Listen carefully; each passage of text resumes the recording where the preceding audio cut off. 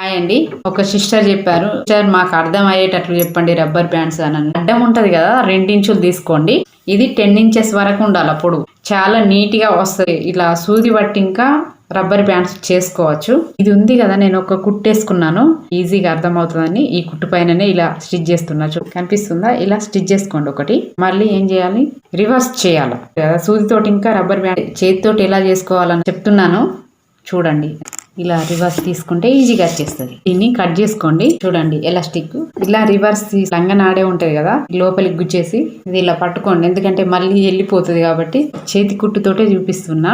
ఇంట్లోనే ఎలా చేసుకోవాలన్నది. కుట్టుది ఇలా పైనకు ఉండేటట్లు చూసుకోండి, లోపలికి తోసేయండి. జాయింట్ దగ్గర ఇలా ఒక స్టిచ్ చేసుకోండి. ఇది నేను మీకు కనిపించడం కోసం. ఇది బ్లాక్ ఎంత బాగుంది, నా శారీ మ్యాచింగ్ అయింది కదా. ఇది లాంగ్ ఫ్రాక్ లకి చాలా బాగుంటది. జుట్టు మీ ఇంట్లో మీరే ఈజీగా రెడీ చేసుకోవచ్చు. నచ్చంటే సబ్స్క్రైబ్ చేసుకొని లైక్ చేయండి.